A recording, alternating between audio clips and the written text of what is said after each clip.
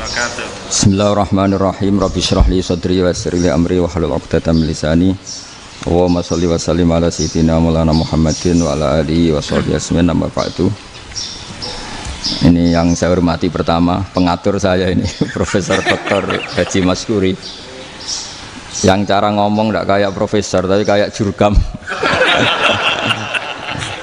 Jadi kalau ciri utama akademisi itu kalau ngomong itu teduh, datar, runtut, sehingga memaksa orang lain itu menerima karena runtutan logika yang terbangun. Ya, kalau ini ndak, pokoknya kasar gitu, pokoknya orang itu. Ini agak lazim, agak dalam dunia ilmu. Semua wakil rektor, semua yang hadir yang saya hormati, saya seperti yang dikatakan moderator Pak Sinten, Bapak Anwar, bahwa memang saya tidak boleh terikat sama yang di belakang ini karena ini kayak apa ya, ada satu madhab yang anak-anak Unisma semuanya harus tahu, teman-teman di Unisma, menjelaskan itu tidak lebih baik. Jadi karena seakan-akan belum melakukan. Indonesia itu dulu kedatangan Islam itu tidak pernah dipertentangkan antara Islam dan negara, sehingga diskusi itu sudah salah karena para wali itu tidak pernah mempertentangkan Islam dan keindonesiaan atau kebinekaan. Satu, bahwa para wali itu misinya dakwah, di mana-mana dakwah itu pasti ketemu yang berbeda, mulai beda agama, beda pilihan madhab, beda tradisi, beda kultur. Jadi itu tidak perlu dipertentangkan, tapi malah itu jadi lahan dakwah. Sehingga kita ini kalau diminta diskusi hubungan negara dan agama malah bingung, memangnya kenapa. Itu seperti dulu zaman P4, saya punya kawan di Jogja, teman saya nulis tafsir Profesor Zaini, itu pernah zaman Pak Erto disuruh sosialisasi P4 di Papua. Apa hubungan Pancasila dan UUD 45? Itu orang Papua jawab, hubungannya baik-baik saja Pak. Sasi P4 di Papua. Apa hubungan Pancasila dan UUD 45? Itu orang Papua jawab, hubungannya baik-baik saja Pak. Sasi P4 di Papua. Apa hubungan Pancasila? Yang unik itu ketika ditanya, ini saya melihat langsung di TV 7 itu, Indonesiaku itu. Ada anak-anak kecil ditanya, bendera ini milik siapa? Bendera merah putih itu. Jawabannya apa? Milik sekolahan Pak aja. Karena memang milik sekolahan. Itu yang tanya itu kaget. Milik sekolahan Pak. Nah, tentang tema ini mohon dibaca ini langsung start ya, langsung serius karena tadi sudah kayak jurkam tadi, ini yang langsung khas ilmuwan. Ini sebagai penghormatan saya pada Unisma, ini khas keilmuan. Imam Zuhri adalah gurunya Imam Malik. Ya, saya ulang lagi ya, Imam Zuhri adalah gurunya Imam Malik. Halaman 29. Ini langsung start saya baca halaman 29. Dan ini terutama yang para punggawa-punggawa ini. Saya baca ya. Ini teks tidak ada yang saya rubah, memang persis seperti ini. Para punggawa-punggawa ini. Ini gurunya Imam Malik. Ya. Ini teks tidak ada yang saya rubah, memang persis seperti ini. Para punggawa-punggawa ini. Haitsul taqon nasu. Falam makanatil hudnatu wa wadu'atil harbu wa amanan nasu ba'duhum ba'du wal taqaw fatafawadu fil hadits wal munaza'ah falam yaklim ahadun bil islami yaqilu syai'an illa dakhula fihi walaqad dakhalataini kasanaten mislu man kana fil islam qabla dzalika wa aktsar. Terus ini ngomongnya harus santai, nggak boleh provokatif. Begini, kita tahu dalam perdamaian Hudaybiyah itu poin-poinnya itu semuanya merugikan Islam. Di antaranya adalah jika yang Islam masuk kafir harus dibiarkan karena berarti masuk ke habitat asli. Karena Nabi sebelum jadi Nabi komunitas pokok itu kafir, sehingga kalau Islam masuk kafir kembali ke habitat. Tapi kalau Islam masuk kafir, kafir masuk Islam itu harus dikembalikan karena dianggap bid'ah. Maka kalau kamu dituduh bid'ah itu tenang saja dulu, Nabi itu ya dituduh ji'ta bidinin muhdas, kamu datang dengan agama yang baru. Cuma agak diteruskan wa kullu muhdatsatin bid'ah wa kullu bid'atin dalalah. Jadi orang-orang kafir dulu kalau ngomentari Nabi, jita bidinin muhdas, kamu datang dengan agama yang apa? Baru. Nabi nurut. Semua perjanjian yang merugikan Islam itu Nabi nurut. Tapi Nabi hanya minta satu hal, jangan ada perang 10 tahun. Dan orang boleh seminar, boleh diskusi tentang Islam. Ya ini dengerin betul ini. Jadi saya tidak akan provokatif, ini pakai logika. Nanti bisa dipakai disertasi doktor. Tapi saya minta orang boleh diskusi, boleh seminar tentang Islam. Akhirnya saat itu juga ada orang yang masuk Islam. Di depan tulisan itu belum kering istilahnya. Datang ke situ namanya Abu Jandal bin Suhail bin Amr. Itu datang ke Nabi, ya Rasulullah saya ini mau masuk Islam. Kata orang-orang kafir, ini pertama Muhammad, kamu komitmen enggak sama perjanjian? Kalau kamu komitmen harus kamu kembalikan. Nabi bilang, ya Abu Jandal kamu kembali ke mereka, ke habitat mereka, yaitu menjadi kafir, di komunitas kafir maksudnya. Akhirnya nangis. Umar, Sayyidina Umar itu mendekati Abu Jandal, kemudian memberi isyarat supaya ngambil pedangnya. Jadi syaratnya wong ini baca ora wis. Maksudnya orang-orang kafir. Tapi Abu Jandal nggak mau. Singkat cerita akhirnya kembali ke komunitas kafir. Tapi yang dikatakan Imam Zuhri cara analisis ini nggak bisa pakai provokatif, harus pakai analisis. Innama kanal qitalu haitsul taqon nasu. Yang namanya perang itu menjadikan orang tidak berpikir jernih. Ini poin yang diambil oleh Rasulullah. Kalau dibahasakan Nabi curi kesempatan, maksud Nabi dikatakan mencuri, meskipun itu hanya bahasa ya. Enggak mungkin lah kita bahasakan seperti itu. Saya ulang lagi ya. Kenapa ada perang berkesinambungan sampai tahun ke-8 Hijriah? Mulai tahun kedua ada perang Badar sampai tahun 8 Hijriah itu perang terus. Nabi sama orang kafir perang terus. Akibatnya apa Pak Profesor? Namanya perang itu ya nggak kau bermikir. Pokoknya agar ketemu Islam perang, Islam ketemu kafir perang, nggak kau bermikir. Padahal Islam itu bisa diterima oleh akal sehat, harus lewat diskusi, lewat pengamatan, lewat pemikiran, lewat pengendapan berpikir. Makanya Nabi tahu ini masalah besar. Kalau orang perang terus, itu gak kau bermikir Islam, tidak sempat diskusi tentang Islam. Makanya Nabi hanya minta satu poin. Oke, perjanjian ini saya turutin semua, tapi saya minta orang kafir semuanya boleh mendiskusikan Islam, boleh seminar tentang Islam. Mereka bilang iya, pada pikiran mereka kan diskusi paling piye. Ternyata betul, ada diskusi. Terus temanya gini, kira-kira bener di Muhammad Abu Jahal. Terus Tuhan Muhammad sama Tuhan Abu Jahal itu keren mana? Diskusi. Tuhan Muhammad itu khaliqus samawati wal ardi, yang menciptakan langit bumi. Sebagaimana kampanyenya Muhammad. Ya mereka masih jangkar bilang Muhammad.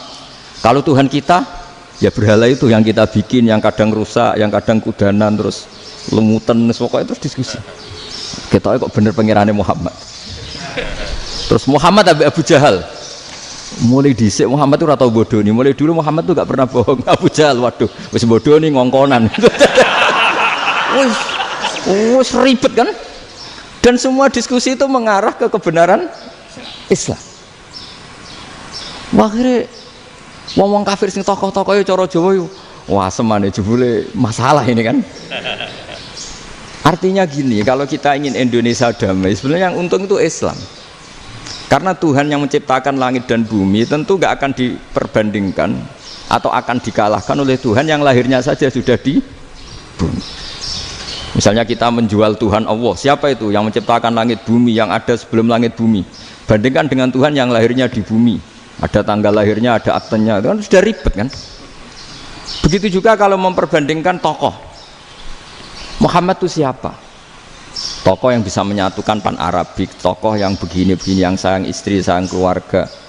Dibandingkan dengan tokoh Abu Jahal, Abu Lahab yang corong jauh penggaweannya yang ngerugikan orang lain. Akhirnya orang itu mulai tertarik sama Islam. Makanya kata Az-Zuhri pakai bahasa dulu, falam yaklim ahadun bil Islam. Tapi kalau sekarang yang populer itu bahasa yatakallam. Sebenarnya yang benar itu bahasa kalimah yaklimu kalaman, karena masdarnya itu kalam, berarti sulasi nopo mujarrad. Tapi di fi'ilnya itu mujarradnya enggak kelaku. Jadi di fi'ilnya takallama ya takallamu, tapi untuk masdarnya yang kelaku kalaman. Jadi ini agak unik, agak enggak lazim. Sebenarnya kan takallama ya takallamu takalluman, tapi di masdarnya kalam populer, tapi di fi'ilnya tidak populer. Saya teruskan ya. Ini penting sekali. Jadi menjual Islam, kalau boleh dibahasakan menjual, itu tetap enak dalam kondisi damai. Karena kalau kita perang, itu bawaannya kalau ketemu ya perang. Kalau ketemu perang, sehingga orang itu rakober diskusi loh. Saat bener Islam sampai kafir itu bener di. Karena tidak kober diskusi, tidak sempat diskusi, orang yang milih yang kafir. Karena yang mayoritas yang kuat. Sementara Islam zaman itu lemah. Ya Nabi itu yang diminta hudnah, yang penting kita damai. Terus orang boleh mendiskusikan benar mana kita dan mereka. Ya setelah diskusi ya tadi kan nggak mungkin Allah yang begitu keren hebat pencipta langit bumi dibandingkan berhala yang mengurus dirinya sendiri saja tidak bisa. Walhasil terus orang mulai tertarik sama Islam dan aturannya nggak boleh dilarang diskusi itu. Nah makanya saya pernah ditanya beberapa profesor di Jogja, Gus suatu saat kalau kampus paling keren di Jogja ini ada Islamic Studies, kemudian pengajarnya dari berbagai agama, ini riskan nggak bagi Islam? Saya jawab, asal yang didiskusikan Islam itu nggak masalah. Yang repot itu nak umat Islam. Karena kalau umat Islam yang jadi percontohan, banyak raja yang dolim, banyak pemimpin Muslim yang dolim, terus identik dengan Islam itu jadi dolim kan ribet. Ya kalau pas umat Islam, kalau Islam yang kumat kan jadi masalah kan. Nah ini kan terus jadi beda umat Islam sama Islam yang lagi apa? Kumat. Singkat cerita terus Islam mendapat posisi yang luar biasa. Nah makanya di sini diistilahkan falam makanatil hudnah, ketika ada perdamaian wa amanan nasu ba'dum ba'do, orang merasa aman, itu fatafawadu fil hadis wal munazaah. Mereka berdebat, munazaah itu berdebat. Keren mana konsep Muhammad dengan konsep Abu Jahal? Keren mana konsep Tuhannya Muhammad dengan Tuhan kita? Terus diskusi dan mereka akhirnya ikrar, wah yang benar ya Muhammad lah. Di mana-mana Tuhan tuh ya sebelum langit dan bumi, di mana-mana Tuhan ya punya reputasi menciptakan. Masa Tuhan reputasinya diciptakan, kayak berhala dan sebagainya. Ibadah juga gitu. Ibadah wong kafir itu kalau tawaf itu telanjang, ibadah Muhammad santun pakai pakaian. Terus akhirnya mereka mulai tertarik Islam. Sehingga saya lihat di beberapa tafsir, saya memang tidak akan ngomong yang tidak serius, ngergani Unisba ben sawangane pemikir serius. Di Quran itu sampean lihat di tafsir Tobari itu ada ayat bal naqzifu bil haqqi 'alal batil fayadmaghuhu fa idza huwa zahid. Qadzafa itu kalau di kamus tak lihat itu takallama bila dalilin. Qadzafa itu yes pokoknya sekenanya. Artinya gini, kebenaran Islam atau kebenaran hak itu kamu taruh sekenanya saja itu tetap menang. Apalagi kamu taruh secara teratur, kamu taruh sekenanya saja itu tetap menang. Sehingga di sini banyak sahabat yang hidup di Cina. Sekarang juga banyak orang alim yang milih hidup di Amerika, banyak orang alim yang milih hidup di Inggris. Dan mereka pede, percaya diri karena kebenaran itu kamu letakkan di mana saja, itu tetap akan menang, akan menemukan momentum kemenangannya. Misalnya gini, contoh paling gampang. Dulu para peneliti, saya ulang lagi, dulu para peneliti itu ya datang kemana-mana, termasuk Ibnu Battuta, termasuk Ibnu Khaldun, ya semua peneliti itu suka neliti. Setelah diteliti, Quran itu satu-satunya kitab suci yang membicarakan sains, misalnya tentang falak, tentang astronomi, tentang asal-usul kejadian manusia, kejadian makhluk, juga bicara tentang geografi, geologis, semuanya. Sementara kitab lain hanya cerita tentang mawaid wal hikam wal ibar. Jadi diteliti kayak apa, pada akhirnya hak ini yang menang. Bal naqdhifu bil haqqi 'alal batil fayadmaghu fa idza huwa zahid. Saya berkali-kali cerita, ada ulama yang ahli matematika. Ketika ditanya kenapa kamu suka ngajar matematika, sampai muridnya itu ragu, ini guruku mlebu swarga ta ora, penggaweane mulang matematika. Tapi para muridnya bermimpi bahwa Imam Amudi itu disuruh ngajar para malaikat. Dan itu pede betul dia. Kata Allah, ini ulama saya yang iman kepada saya setingkat iman kamu. Dari malaikat itu tidak mungkin Gusti, kita menyaksikan langsung engkau, sementara ini di bumi nggak nyaksikan jenengan. Kenapa bisa sepede dan seyakin itu? Akhirnya Imam Mudi disuruh ngajarin matematika. Jadi Anda kalau profesor itu nanti harus sempat ngajari malaikat, itu baru benar-benar profesor. Jadi nanti di akhirat ngajari siapa? Malaikat. Jadi ada seminar yang melibatkan banyak malaikat, narasumbernya itu seorang profesor. Itu ketika kenapa engkau begitu yakin kalau Allah itu Tuhan dan Allah itu Al-Wahidus Shomad. Terus Imam Amudi mulai nulis angka gak beraturan, 2, 3, 4, 5 sampai 1 miliar, 1 triliun, semuanya gak beraturan. Kata beliau, nisbatus naini wasalasa ila ma la nihayatalaha iku nisbatul far'i ilal asli. Mbok angka sebanyak apapun, 2 dibanding 1 ya far'ul wahid, 3 dibanding 1 ya far'ul wahid. Semua angka yang enggak terhingga pun dibanding 1 semuanya far'ul wahid. Semua angka sebanyak apapun itu cabang dari angka 1. Fakullu hadhil awalim far'un minal wahidis shomad, yaitu Allah Subhanahu wa ta'ala. Akhirnya malaikat tepuk tangan, iya juga. Jadi begitu juga ada ulama itu ahli gambar.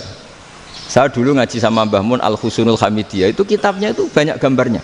Dan gale gambar yang ngawur betul, mangga ahli gambar. Saya epol, sempurna lele. Semua gambar bangunan, gambar sapi, pokoknya gambar. Ternyata dia menemukan Tuhan itu dari gambar. Gambar serapi ini atau seruwet ini sama. Gambar rapi sama ruwet itu sama kalau dalam pandangan tauhid. Dimulai minan nuqtah al-wahidah. Kowe cek gambar sing rapi, sing indah, cek gambarmu elek. Dimulai dari 1 titik, dan titik ini nuqtatil wujud, yaitu Allah Subhanahu wa ta'ala. Jadi nak cara ahli tauhid gak penting gambare api, menang lomba atau ora penting. Butuhe hadis surah ini gambar baik yang rapi maupun ndak adalah min nuqtah dari 1 titik. Ya, alam raya sebanyak ini mbok gambar mbok ora, cek mulai Mars sampai Jupiter kabeh semua bentuknya yang banyak ini semuanya min nuqtatil wujud, yaitu dari titik wujud. Gini kok Allah Subhanahu wa ta'ala. Di sini hebatnya ulama-ulama, mbok dia pengajar matematika, mbok pengajar gambar, semuanya dipakai perangkat untuk tauhid. Nah, itu kan juga bagian dari Islam damai, Islam yang sangat tidak perlu perang untuk orang dipaksa Islam. Nggak perlu provokatif kayak tadi pidatonya rektor jenengan tadi. Jadi ciri utama ilmuwan tuh kalau ngomong datar tapi logikanya nggak terbantahkan, itu ciri khas ilmuwan. Kalau ciri khas politikus kalau ngomong itu keras, provokatif lah kira-kira gitu. Tapi isinya biasa. Nah saya berharap nanti semua profesor doktor itu datar tapi isinya kualitasnya bagus ya. Mentes. Jadi makanya terus kata ulama, kenapa diistilahkan balnat zifu bil haqqi? Kenapa pakai qadzafa sementara qadzafa maknanya takallama bila dalil? Maksudnya bila dalil di sini itu min ghairi ikhtiyajin ila dalilin. Kebenaran itu memang nggak butuh dalil. Apa kita perlu dalilnya apa? Buktinya apa? Kalau 3 itu cabang dari 1. Wong gendeng yang takut gitu pas orang gendeng. Wong 3 cabang dari 1 kok ditanyakan buktinya apa? Itu min awalil bidah. Pertama orang pasti tahu kalau 3 itu far'ul wahid, 1 juta juga far'ul wahid, 1 miliar juga far'ul. Gambar yang sebanyak apapun ya dimulai dari 1 titik, cek gambar benar maupun yang tidak. Akhirnya apa? Ulama dulu itu sebegitu rileks nerangkan tauhid. Lalu kenapa asma ini yang ya ini kan khas NU ya, khas pesantren. Sebenarnya saya keberatan pakai istilah khas NU, pakai khas pesantren karena NU itu anaknya pesantren, jangan dibalik pesantren anaknya NU, karena sebelum ada NU itu ada pesantren. Tapi kayaknya Unisma lebih suka pakai bahasa NU dan saya ya agak-agak orderan yang terpaksa disuruh ngomong. Ini agak apa ya, agak kacau sebetulnya, ini agak kacau. Jadi NU itu sama pesantren itu tua pesantren. Jadi NU dilahirkan pesantren, bukan dibalik pesantren dilahirkan NU. Sehingga barokahnya didirikan pesantren ini, kadang nyuwun sewu sekali berbahasa Hasyim Itu kadang ide besar beliau itu ora dituruti wong NU. Jane Mbah Hasim cara kula kok dadi Mbah Hasim ya mangkel. Mbah Hasim itu ngarangno kentong. Nggih ngaramno beduk, tapi wong NU nganggo kentong. Beduk. Dan uniknya Mbah Hasim enggak tersinggung. Karena ciri khas pesantren itu membolehkan perbedaan apa? Pendapat. Itu masyhur khilafnya Mbah Hasim sama Mbah Fakih Mas Kumambang itu sampai dikitabkan. Saling ngeritik, saling macam-macam lah. Jadi cara berpikir Mbah Hasim ketika Nabi rembukan, ini gimana ya cara menentukan waktu sholat ya? Ya pakai kentong ya Rasulullah, dzakalin nasoro itu untuk orang Nasrani. Ya pakai buk itu trompet, dzakalil Yahud itu untuk orang Yahudi. Terus ada yang lagi pakai api ya Rasulullah, dzakalil Majusi itu orang Majusi. Setelah itu ada orang datang lari-lari cerita mimpi azan tadi. Ya itu terus dipakai sarana pemanggilan sholat ya azan itu, sehingga Mbah Hasim menolak kentong karena mantas sababi qaumin fahuwa minhum. Beliau keras sekali sampai bilang haram. Beliau judulnya ya haram, al jasus antakrimin nakus. Setelah naskah itu sampai ke Mbah Fakih Mas Kumambang di Gresik situ, di daerah Dukun situ. Dulu nggak ada WA ya, jadi sampainya ya lama. Makanya saya sampai sekarang nggak punya WA karena ya saya ulama kan, kalau WA-an terus ya jadi ulama. Nggak jadi ulama main WA-an terus itu. Nah itu termasuk rektor gak kau bermikir itu mesti kebanyakan WA. Karena kan otaknya didikte oleh sesuatu yang masuk, sesuatu yang dilihat itu kan pasti mendikte kita. Beda kalau yang nggak WA-an kan mikir apa kita yang menentukan. Kalau WA-an kan kita ditentukan. Mau mikir anaknya butuh apa, gara-gara WA informasi Jakarta mikir Jakarta. Padahal secara kewajiban ngapain kamu orang Malang mikir Jakarta?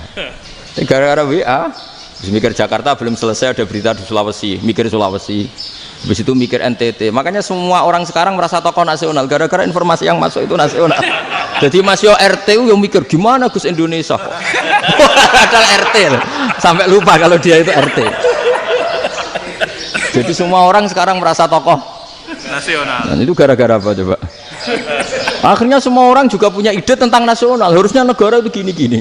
Jebule wonge sing duwe ikon itu sapa? RT. Ribet kan? Saya teruskan. Setelah naskah itu sampai ke Kiai Fakih Mas Kumambang. Beliau itu marah besar. Ini harus dilawan dan saya bukan karena benci Mbah Hasim. Beliau teman saya ketika ngaji Kiai Mahfud di Mekah. Jadi Mbah Fakih dan Kiai Hasim itu teman ketika ngaji di Mekah. Terus cara ngelawan tuh lucu. Lucu, gak ilmiah tapi gak ilmiah wong alim tetap ilmiah. Di mana-mana serupa itu tidak sama. Ya kalau mungkin zaman Nabi di Madinah itu zaman itu kentong itu identik dengan milik Nasrani. Di Indonesia beda. Pos kampling ya kentong, kebakaran ya kentong, wae sarapan orang di LP ya pakai kentong. Jadi tidak ada jaminan kalau kentongan itu identik dengan Nasrani. Lalu haramnya di mana? Yang di mana-mana tasabuh itu identik. Ini tidak identik. Mulai masalah kan? Mulai masalah. Jadi beliau gaya judul Hazruus. Hazruus itu kepala bergeleng-geleng. Sekarangan kok ngene. Jadi sekarangan kok provokatif gitu. Nah, dan itu Mbah Hasim ya hormat Mbah Fakih hormat Mbah Hasim. Saya sendiri secara pribadi itu lebih suka pendapat Mbah Hasim sebetulnya. Karena bagi saya sholat itu sakral, ya sudahlah kalau sakral ya dipanggil dengan sesuatu yang sakral yaitu kalimat thayyibah adzan. Tapi saya tidak akan bilang kalau kentongan itu haram. Karena kalau haram alasannya mirip orang Nasrani. Sementara pos kampling ya pakai kentong, ada banjir ya kentong, ada kebakaran ya kentong. Jadi tidak identik untuk misa atau untuk sholat ala Nasrani. Tapi itu dulu ya rileks saja, dua beliau itu ya saling menghormati padahal saling kritik. Dan dulu ulama yang beda madhab itu ya saling menghormati. Imam Syafi'i itu kalau sholat di kawasan Masjid Abi Hanifah ya tidak kunut. Ketika ditanya kenapa kamu tidak kunut sementara engkau berpendapat kunut itu sunat, ikroman di hadal madhab, saya sangat menghormati madhab. Imam Ahmad bin Hanbal itu berpendapat kalau orang pakai bekam, pakai iftisot atau hijamah itu batal sholatnya. Sementara Imam Syafi'i mengatakan tidak batal apa sholatnya atau wudunya tidak batal. Tapi Imam Ahmad itu Ditanya, apa kamu makmum Syafi'i? Bagaimana mungkin saya tidak makmum sama wali kutub seperti Imam Syafi'i? Padahal menurut keyakinan Imam Ahmad ini sholatnya batal. Ini habis ikhtijam udah wudhu. Tapi tetap saja beliau. Karena perbedaan pendapat di furu' itu lazim. Ya orang boleh berdebat lah. Ketika Unisma datangkan saya, itu saking senengnya kiai, apa saking sombongnya sampai ngatur kiai, kan nggak pernah bisa diperdebatkan. Itu kan orang boleh debat kan. Itu saking angkuhnya apa saking senengnya kan nggak jelas kan. Kan dan orang boleh setuju pendapat saya, yaitu ngatur kiai itu haram. Setuju juga Pak Rektor, ekspresi mahabbah itu ya macam-macam. Dulu sahabat ya gitu, sahabat itu ada yang nggak kenal wajahnya Nabi sama sekali sampai akhir hayatnya. Ketika ditanya, lo kamu itu sahabat kok nggak tahu wajahnya Nabi? Saya tidak pernah berani memandang Nabi karena ijlalan Nabi, terlalu menghormati saya sehingga tidak berani memandang wajahnya. Ada sahabat yang penggawaannya dulu wajah Nabi sampai bisa nyifati alfiu faminunil hajib, sampai bisa nyifati detail karena dulu wajah Nabi itu ibadah. Ada seorang wali ditanya, kalau kamu di surga ingin nggak melihat Allah? Enggak. Loh, tapi semua orang ingin melihat Allah. Unazzihu dzalikal jamal an-nadhari misli. Ben gak elek-elek Allah tak delok terima aku. Wong ra jelas. Berarti kok delok pangeran. Banyak. Jadi justru tapi karena saking takzimnya. Enggak lah, mosok sak aku kok. Makanya saya berkali-kali cerita. Menurut kesepakatan ulama, soft awal itu paling baik. Tapi banyak juga wali yang kalau sholat itu di belakang. Koyok paling bener yang kok ngarep gitu. Lu bayangkan misalnya kamu semangat di soft awal di masjid haram, jebule sholatnya salah. Itu dari malaikat gayane kok ngarep, jebule ra roh. Ini di sini-sini wong, jebule bodoh gitu. Gayane kok ngarep jebule. Coba orang kalau sowan Mbah Mun yang berani di depan itu kan ya ketuanya atau jubirnya kan. Yang merasa ndak pati pinter-pinter kan mesti di pojokan. Artinya sudut pandang seperti itu ya sah saja, apa? Sah saja. Makanya banyak sahabat yang jarang sowan Nabi, alasannya takut ganggu Nabi. Banyak yang sering sowan Nabi, alasannya seneng Nabi. Yang sowan ya seneng Nabi, yang enggak sowan alasannya seneng. Loh, Nabi itu tokoh, punya keluarga, punya anak. Kalau saya sering sowan berarti sering ganggu. Yang sering sowan dia alasan ini khazanah kita harus istifadah. Jadi zaman dulu dia biasa dua sahabat, yang satu milih mahabbah itu milih sering sowan, yang satu juga mahabbah milih tidak sering. Karena pertanyaannya bisa dibalik kan, sering sowan apa sering ganggu coba. Nabi Abedar, assalamualaikum.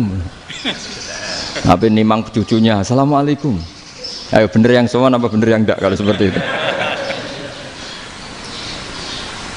Akhirnya terus diatur sedemikian rupa oleh Quran. Walau annahum sabaru hatta takhruja ilaihim lakana khairal lahum. Jadi sahabat kalau mau sowan Nabi ya nunggu di Sufah. Kalau Nabi keluar berarti milik publik. Sekali masuk ke dalam tidak ada sahabat yang berani sowan. La tadkhulu buyutan Nabi illa ayyudzana lakum. Kalau soal sampai masuk dalam harus nunggu dipanggil. Karena sekali Nabi masuk dalam itu milik privat keluarga, milik istrinya, milik cucunya, milik keluarganya.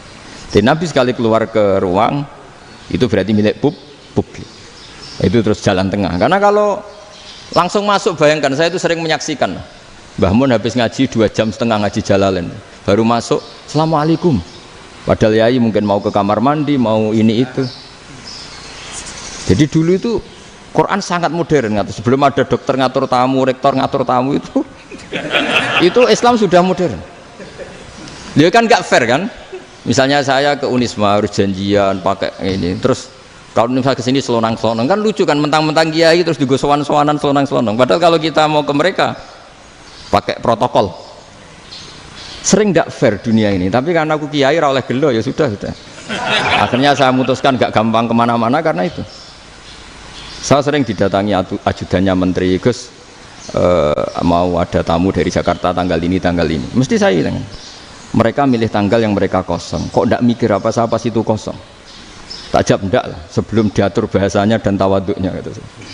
Akhirnya dibalik, datang lagi, Gus jam jenengan kosong apa, kita menyesuaikan. Lah aku lagi di akhlak kata saya. Itu baru punya akhlak katanya. Bukan masalah ini, bukan masalah gengsi ya. Saya sendiri itu dolan ke alumni itu jarang, karena ya takut Kiai kan yo nganggur jam 09.00 nganggur, jam 10 nganggur. Bisa saja alumni itu kerja di pabrik, bisa saja yang latihan ekonomi di pasar. Sehingga kalau saya datang jam 9, iki kiai sing nilai santri ini, apa kiai sing ganggu santri. Nah karena orang ini melakukan rutin gak kok berpikir, pokoknya ngono jenenge silaturahim.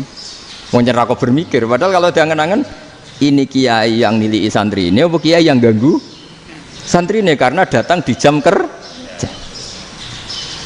Nah, bayangkan kalau kebenaran dulu itu dikawal oleh satu peradaban perang. Jadi Nabi sesuai diangen-angen Pak Nabi. Perang Badar menang Nabi, perang Uhud menang wong kafir, perang ini gonta-ganti. Apapun itu yang penting satu kesimpulannya, cara Rasulullah kesimpulannya satu. Orang tidak kober mikir kebenaran secara mengendapkan pikiran dengan pikiran jernih. Maka hebatnya Nabi ketika perjanjian, pokoknya saya minta nggak ada perang. Dan orang boleh mendiskusikan Islam. Itu luar biasa idenya Nabi. Karena bawaan perang itu orang kan nggak kok bermikir. Ibarat seorang misalnya senang satu perempuan, ketemu rivalnya langsung perang kan nggak mikir. Tapi kalau kau bermikir, diangen-angen cawe itu rasa seneng aku. Untungnya apa untuk uang aja rasa seneng, malah mau loro hati. Terus sudahlah buruan dialihkan kemana kan gitu. Itu nak mau amen WA nan tukaran lewat SMS atau tarung langsung ora kok bermikir. Tapi kalau kau bermikir, akhirnya berpikir nih. Perempuan tadi sebenarnya yang disenangi siapa? Oke, ternyata senang Pak Erick. Sudah kita ngalah. Karena tidak ada nikmatnya kan menikahi perempuan yang sama sekali tidak mencintai kita. Tapi kalau nak kau berpikir pokoknya diprovokasi, wah gue kalah mbek A, gue kalah mbek B. Pikirannya kan ojo sampai kalah. Bareng wis menang ternyata ada emas lah. Nah, bayangkan Islam itu seperti itu dulu, dipertarungkan. Wong Islam tuh dinu aklin. Agama yang diterima dengan akal sehat, tapi sekarang ukurannya perang. Yang menang berarti benar, yang menang benar. Kan terus jadi repot. Itu Nabi tidak ingin, makanya Nabi ingin sudah lah, nggak ada perang. Nah, makanya kata Imam Zuhri, fathul Islam terbaik adalah orang boleh diskusi tentang Islam dan tidak ada perang. Lagi-lagi penting, tidak perang itu penting, silmun itu penting, perdamaian itu. Setelah tidak ada perang, akhirnya fatafawadu fil hadis wal munaza'ah, orang boleh diskusi apa saja, termasuk boleh adu polemik. Konsep satu Tuhan dan Tuhan banyak diperdebatkan. Akhirnya Nabi secara rileks bisa menjelaskan, Muhammad, urusan kita banyak, kalau Tuhannya satu tidak cukup, Tuhan harus banyak untuk menyelesaikan berbagai urusan. Ada Tuhan bagi rektorat, bagi ya, macam-macam kan. Ada Tuhan untuk ngurusi utang, ngurusi BPKB, macam-macam. Terus kata Rasulullah, enak saja Nabi jawabnya. Ya kalau kamu punya majikan banyak, perintahnya beda-beda, kamu mangkel enggak, bingung enggak? Ya susah mat, kalau majikannya banyak, perintahnya beda-beda, kita jadi repot. Senang mana? Senang majikan satu. Ya sudah, Tuhanmu itu majikan kamu, kalau Tuhannya banyak, perintahnya macam-macam, kamu yang repot. Akhirnya ya sudah mat, Tuhannya satu aja. Nah, itu ya barokahnya diskusi tadi, barokahnya enggak perang.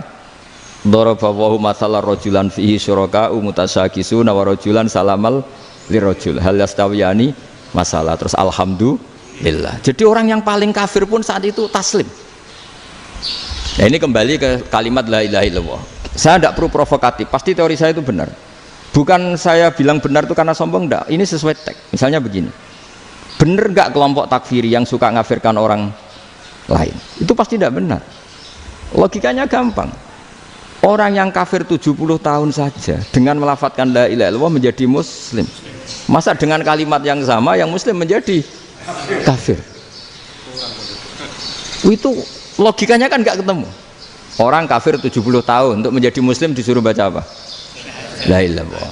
Tapi gara-gara baca la ilaha illallah nyekel patok jadi kafir. Pertanyaannya, loh ini kalimat apa? Kalimat untuk mengkafirkan apa kalimat untuk mengislamkan? Karena yang kafir dengan kalimat itu menjadi Islam, ternyata yang Islam dengan kalimat itu menjadi kafir. Itu ketemu nggak? Cara logika itu kan nggak ketemu kan? Makanya cara pikirannya Abul Hasan As-Sadzili, dan saya setuju pikiran itu. Istighfar ini boleh orang Jawa Timur protes karena kadang beda manhaj, tapi jangan protes saya, protes Abul Hasan As-Sadzili kualat mesti sampean. Ketua Torekoh napa? Sadziliyah. Cara madzhab Sadzili, dan Anda boleh berbeda madzhab, mencari khasnya wong kampus wani beda. Beda kapasitas lah, pokoknya butuhnya beda. Dan ketok pinter, ketok kritis tuh. Cara madzhab Abdul Hasan Asadili itu gini Pak Rektor. Jadi istighfar itu baik. Tapi ba'da kamali tauhid, setelah tauhidnya itu benar. Alasan beliau masuk akal. Ketika ada ayat fa'alam annahu la ilaha illallah wastaghfir li dzambik. Bihadil kalimah. Jadi orang boleh istighfar itu setelah tauhidnya benar. Alasannya Abdul Hasan Asadili begini. Qul lil ladzina kafaru iyantahu yughfar lahum ma qad salaf. Katakan kepada mereka yang kafir, sekali mereka tidak kafir, maka otomatis dosanya masa lalu diampuni. Pertanyaannya, yang bisa menghentikan kekafiran itu kalimat apa? La ilaha illallah. Dengan hanya melafadzkan la ilaha illallah Muhammadur Rasulullah langsung yughfar lahum ma qad salaf, langsung dosanya diampuni. Berarti yang menjadi pengampun dosa lah, penyebab pengampunan itu apa? La ilaha illallah. Itu bahkan orang kafir belum istighfar. Di ayat itu kan Allah gak mensyaratkan setelah la ilaha illallah istighfar baru diampuni, enggak. Asal la ilaha illallah langsung yughfar lahum ma qad salaf. Saya ulang lagi ya, jelas ya. Jadi kulil ladzina kafaru iyantahu yughfar lahum ma qad. Nah, sekarang iyantahu, mereka berhenti dari kafirnya. Syaratnya pakai apa? La ilaha illallah Muhammadur, itu langsung yughfar lahum ma qad. Artinya apa? Ghufranullah itu bisa didapat hanya dengan mujarrodut tauhid, yaitu hanya dengan melafadzkan kalimah thayyibah. Dan sahnya istighfar juga berdasar kalimah thayyibah itu. Misalnya gini, orang kafir sebelum Islam melafadzkan astaghfirullah, astaghfirullah, astaghfirullah, kira-kira diterima enggak? Enggak kan? Karena syaratnya istighfar ba'dat tauhid. Nah, makanya dalam madzhab Sadili istighfar itu setelah la ilaha illallah. Karena cara pandang ya seperti itu. Jadi fa'alam annahu la ilaha illallah wastaghfir li dzambik. Jadi dengan kebenaran tauhid saja ini sudah cukup kita insya Allah layak diampun. Karena innallaha la yaghfiru ayyusyraka bihi wa yaghfiru ma duna dzalika liman yasha. Jadi orang yang tauhidnya benar itu bisa diampuni Allah asal tauhidnya benar. Itu Allah ngendikan liman yasha wa yaghfiru ma duna dzalika liman yasha. Dawe Imam Suyuti walam yakun liman yastaghfir. Jadi orang yang bertauhid secara benar meskipun gak sempat istighfar itu tetap potensi diampuni. Karena bawaan tauhid itu sudah menjadi layak diampuni. Kayak orang kafir sekali ngelafadzkan kalimat tauhid mbok gak istighfar langsung diampuni. Nah, karena melihat seperti itu terus orang berlomba-lomba memperbanyak jumlah ngelafadzkan la ilaha illallah. Jadi kita yang alim, kita semua, saya tidak bilang saya, kita termasuk yang di pinggir-pinggir saya ngaku alim nggak masalah lah soalnya. Kita semua yang alim-alim itu tahu bahwa la ilaha illallah itu super. Sudah bawaannya tauhid, juga punya kelayakan Nah, kemudian nasib kita agak sial. Malah kalimah ini dituduh bid'ah, dituduh khurafat. Mergo Nabi nggak pernah tahlilan, Nabi nggak pernah. Nabi gak pernah tahlilan, kalau diartikan Nabi ratau maca la ilaha illallah, aneh gak kalimah itu. Nah, ini provokatif ini. Jadi ini sudahlah keanehan-keanehan ini kita terima karena ciri utama wali, ciri utama ulama itu wa'udhu fisabili, harus pernah disakiti. Jadi kalau Unisma sakit kalau dituduh apa? Dituduh bid'ah itu berarti belum calon ulama. Anjar ulama itu wa'udhu fisabili, harus disakiti. Jadi kalau kamu disalahpahami itu ya harus santai. Provokatif tadi. Iya, termasuk provokatif tadi. Termasuk diatur tadi. Jadi kalau cara berpikir kan, karena mereka itu memang kalau kita turutin itu memenya itu terlalu, kadang menghujat kita itu. Enak ya jadi GNU, ada orang mati datang, kiainya dapat makan, dapat rokok, terus pulang. Jadi apa? Terus kita kayak tersangka terus. Kita kan kayak tersangka terus. Tertuduh terus itu. Terus yang orang NU ya memenya juga nggak kalah ekstrimnya. Boleh ya ajaran orang nggak boleh ngasih kiai gitu. Berarti boleh dong ajaran kikir. Jadi memang kadang apa ya? Cangkem elek lah bahasa kasarnya itu. Itu memang kadang lebih mengenakan kalau kita datang ke acara mayat kan dapat makan, dapat minum. Kalau yang sohibul bed rokok ya dapat rokok. Kalau kiainya dapat wajib, kadang 20.000, kadang 50.000. Terus memenya itu Kok setega itu ya, ada orang meninggal kok malah kita makan-makan. Seakan-akan kan kultur ini biadab kan gitu. Tapi yang orang NU kebalikan bales. Oh ternyata nggak boleh ya mayit disodakoi, ternyata nggak boleh ya orang dermawan. Berarti Islam membolehkan medit ya gitu. Model ini kan. Tangan-tangan itu luwih mandi timbang takbir ya kan. Karena ini kan memicu emosi kan. Memicu apa? Emosi. Nah tapi saya kalau disuruh bela mana itu tidak ada yang saya bela. Ya seorang sudah lah, kalau mau nganggur saja sudah itu. Sudah. Ya tapi itu memang apa ya? Itu khazanah Islam. Ada yang kritik, ada yang enggak. Ya itu memang khazanah. Ya biasa aja kalau saya biasa. Wajar. Karena dulu ulama itu sudut pandangnya itu ya seperti itu. Ada yang ulama suka ibadah itu sholat, ada yang milih apa tidur. Sampai Imam Ghazali bilang suatu saat ibadah terbaik di zaman akhir itu tidur kan. Sholat saja kalah sama tidur kan. Tapi itu loh ya, yang wajib tetap loh, terus kamu gak sholat wajib. Begini beliau mencontohkan itu. Ada orang sholat tahajud terus obsesinya itu ingin hajatnya terkabulkan. Sementara yang tidur obsesinya nikmati rahmatnya Allah, boleh tidur, bisa tidur. Kata Imam Ghazali, timbang kita tahajud terus nuntut pangeran aduk turu katanya. Mergo engko dia akibat terus setan memberi bisikan, lho nyatanya kamu tahajud ya gak terkabul. Berarti cerita bahwa Nabi ngendikan kalau doa tahajud mustajab enggak. Daripada ngono ki aduk turu ora tau ndonga ya. Timbang ngabri-abri Islam ya, timbang ngelek-ngelekin apa? Islam. Jadi ulama itu mulai dulu itu sudah berpikir. Banyak orang menjadikan tahajud sholat malam itu media untuk hajatnya. Dan kalau gak kesampaian ini mutung. Nyalahkan kiainya ijazah ramandi macam daripada ngono ora usah apa tahajud turu. Dan jenis kayak ini tuh banyak. Makanya ulama kayak saya itu saenake dhewe itu ya jarak. Saya sering didolani muhibbin terus bilang Gus saya doakan gini-gini saya mau nyalon bupati atau saya gini. Saya bilang gak waduh orang dongo, nak ramandi darani ulama dongane ramandi. Nak mandi kamu jadi bupati tetap nganggep karena beli. Sopo sing ora roh bupati saiki gak beli. Ribet kan? Ketika mereka jadi ngunsurkan doa kamu apa karena kemarin beli. Yang beli maksudnya enggak beli gak usah tersinggung. Jadi ribet ngadepin. Nggak artinya gini loh, boyo doa itu jangan dipakai begitu loh. Kalau minta nasihat, tak nasihati jadi bupati yang baik, gubernur yang. Kalau minta doa itu resikonya. Akhirnya gigi kalau diminta doa ya doa, sebenarnya diisinya itu gak doa kemenangan. Selamat. Itu nggak selamat gitu. Karena ribet. Makanya Islam itu doa itu setelah iman. Aturan iman benar baru doa. Aturan iman benar termasuk Allah itu yaf'alu ma yasha, boleh melakukan yang dikehendaki. Allah nggak boleh terdikte oleh doa kita, nggak boleh. Ya saya ulang lagi ya, madzhab Hasan Asyadzili ini khas kita.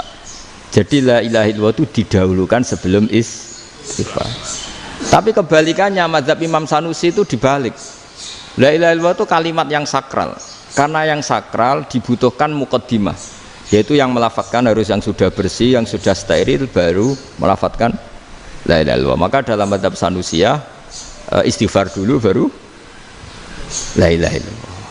Nah, cara madzhab Abu Hasan Asyadzili kebalikan, istighfar itu sah setelah sahnya tauhid. Kamu ikut mana tuh? Asyadzili apa Sanusiyah? Alhamdulillah sama-sama tidak paham ya sudah. Akhirnya sudah. Iya, nggak kemana-mana kan gitu. Jadi apa ya? Terus ini saya teruskan ini biar khas pesantren atau khas NU lah, kalau bahasa Pak Rektor khas NU. Ini Ben sampean tahu beberapa perbedaan itu lazim, halaman 24. Ya, halaman 24 sama 25. Tak baca, ini masih orisinil. An Sufyan bin Uyainah, ini juga gurunya Imam Syafi'i. Kata Sufyan bin Uyainah, beliau cerita, kana Isa wa Yahya alaihi salam ya'tiyanil qaryah. Fayas'alu Isa an syirari ahliha. Wa yas'alu Yahya an khiyari ahliha. Jadi Nabi Isa dan Nabi Yahya itu satu generasi, sama-sama masih muda. Kalau di satu kampung yang Nabi Yahya tanya, ini keluarga terbaik siapa? Saya mau nginap di situ karena kumpul orang baik itu nyaman. Kalau Nabi Isa kebalikan, keluarga terburuk mana ya? Saya tak di situ.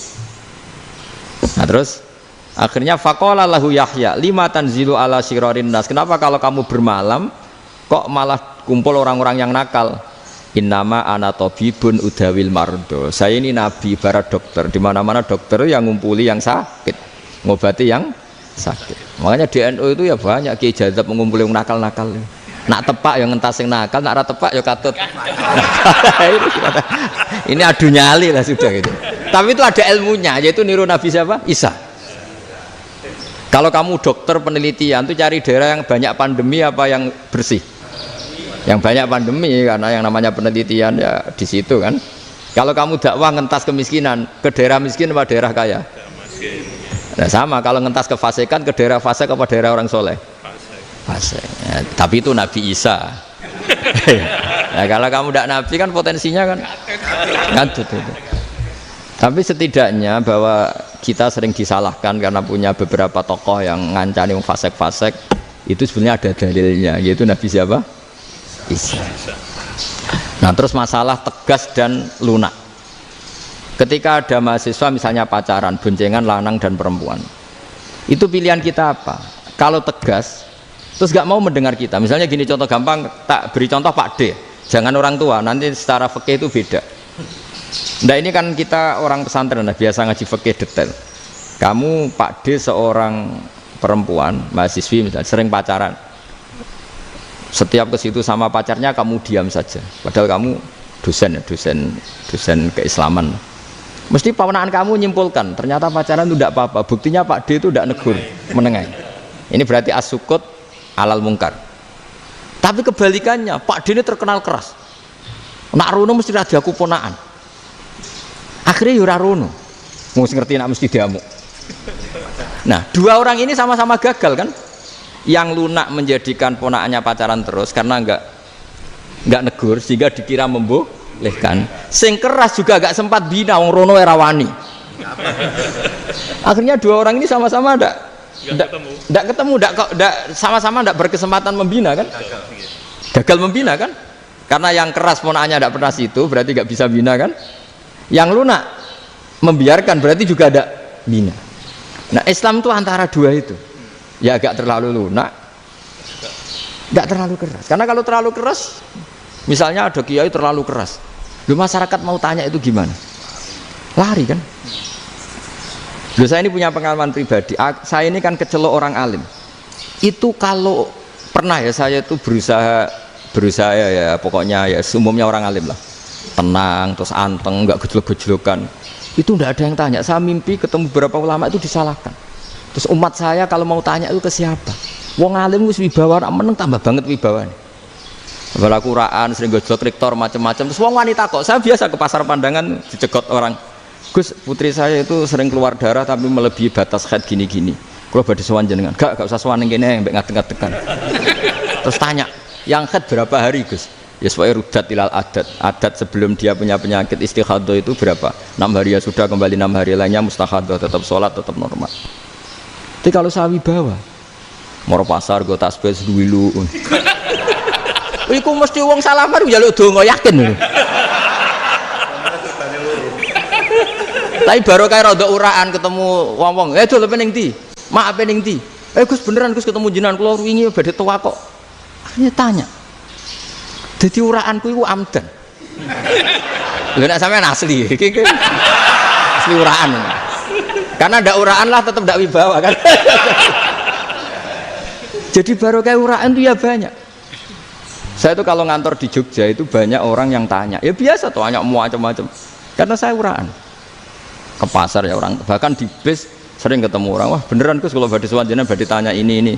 Ya sudah di sini aja. Jadi semua itu diilmoni.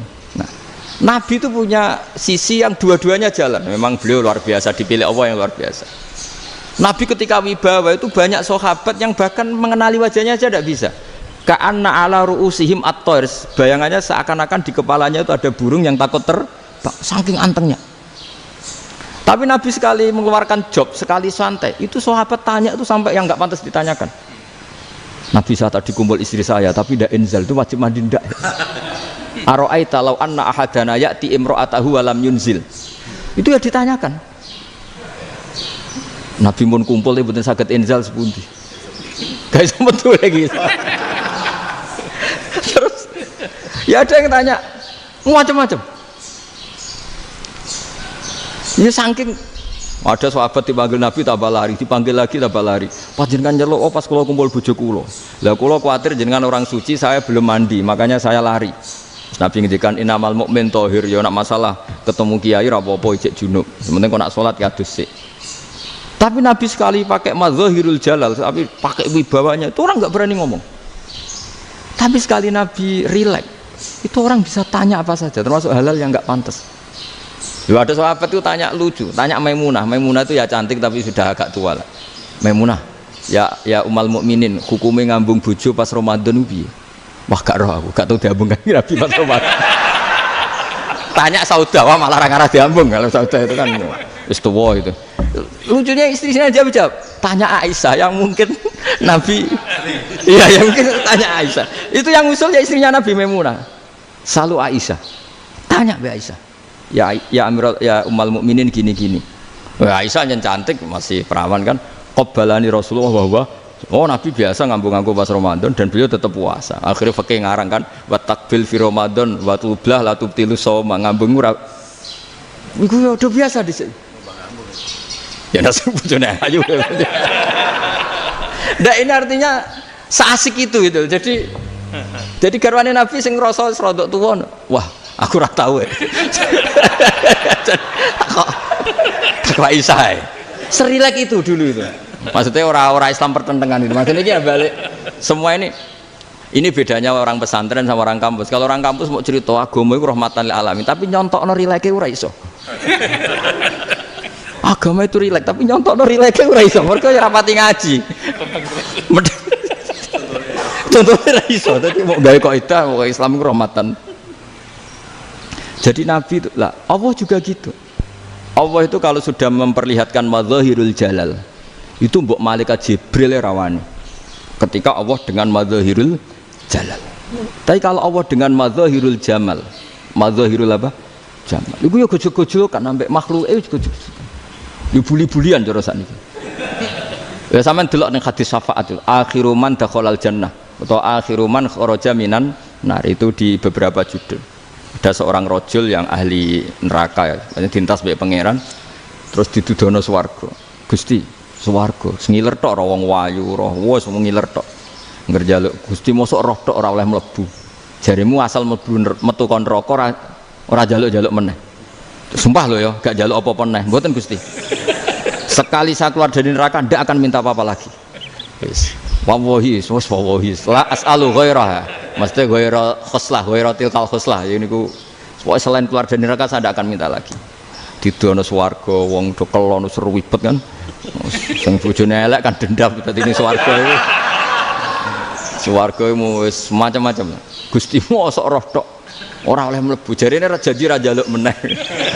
Akhire ya wis didelokno neraka. Jadi pangeran jawabe gampang didelokno neraka. Roh neraka begitu menyakitkan, begitu ngeri. Sudah Gusti saya tidak minta surga, sementing nggak masuk neraka. Rabbana srif anna adzaba jahannam. Setelah lama itu diadepno swarga njuk mlebu swarga, terus diadepno neraka. Akhirnya ya sudah. Saiki mlebu swarga gak apa-apa. Iku jawabe lucu. Atas taziu jenengan ngenyek kula. Wong karuan ra di swarga kok mlebu swarga. Terus akhirnya mlebu swarga, kan mlebu swarga tamanna, sangen-angen sing mbok jaluk apa? Orang ngangen-angen yang indah-indah, laka wa asratu amsal ya siku tak turuti wa asratu amsalih lan lipatan ke-10. Jawabe wong lanang ya lucu. Atas tazi ubi wa anta rabbul alamin. Jenengan pangeran kok ngenyekan. Maksudnya wis karuan aku ora pantes. Terus jare pangeran, la astazi ubika walakinni alama asya'u qadir. Aku gak ngenyek kowe, pancen aku pangeran. Nuruti kowe iku iso.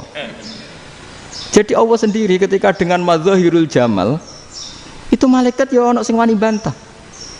Masyhur itu kan malaikat sing bantah pangeran atas alufia mayusidu fiha wasfikut karena Allah dengan madzahirul jamal. Sing paling masyhur Nabi Musa. Nabi Musa itu ketika Nabi Mi'raj.